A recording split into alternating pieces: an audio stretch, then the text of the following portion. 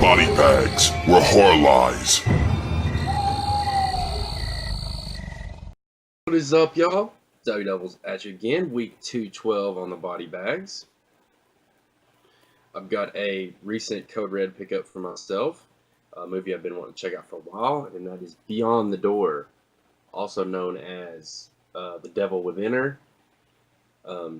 Has a really convoluted trilogy.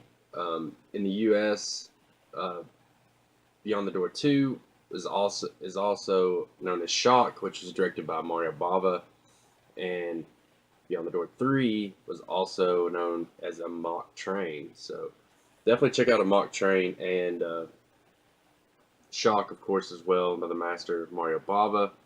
But this is the first film directed by, I got to get his name right here, Ovidio Asantis. Probably screwed that up. But he's known for doing movies like Tentacles and The Visitor. He co-directed Piranha Part 2.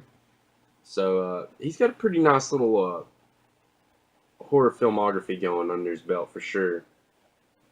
But yeah, this movie is really just famous for being a Exorcist ripoff. In fact, they lost a lawsuit to Warner Brothers and had to pay him part of the royalties made off the film, and probably still paying him royalties today for, making the movie.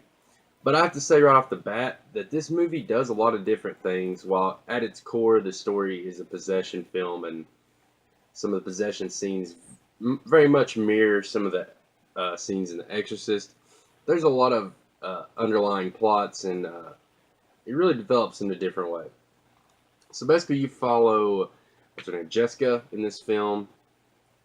You're following her and her record executive husband, and they are, they have 2 kids, and now they are expecting a new child. So during her newfound pregnancy, she starts having strange things occur to her. She starts experiencing strange behavior, and just basically, building towards her ultimate possession. So yeah, I mean, like I said, pretty basic plot. You kind of know where it goes after she catches this, this demon catches her, I guess you could say. So yeah, really like the kids in this film. I think they do a good job. Pretty funny one-liners and stuff. They have really foul-mouthed little daughter that's looks like she's like 9 or 10, and just has a crazy mouth and says some crude things in the film. And our other kids like probably around 5 range, maybe something like that. Yeah, they have this interesting family dynamic. The son witnesses some kind of ghostly acts, almost like has this imaginary friend, but it ends up kind of being, I guess it could be the demon they're seeing, or like I said, there's kind of this paranormal aspect underlying to it. There's also hints of just turmoil within the marriage, and her husband, played by her ex-lover is played by Richard Johnson, but her husband is ultimately pretty much a douchebag music exec. Really plays off of his character pretty well in this film. I think that actor does a good job. He ultimately, there's kind of some underlying things of racism going on there. He has this all-black band that's playing this really funky music and tunes, which, interestingly enough, are used as a soundtrack throughout the film. I thought that was a really cool touch and something different. You kind of see him in the studio making this music, but yet it's used as a lot of the score and backing throughout the film. And they kind of have this underlying story. Like I said, there's some little subplots in here and stuff that really makes it differ from the actual Exorcist. Like I said, there again, at its core, it is just ultimately an Exorcist ripped off, but it's a rip off done right, in my opinion.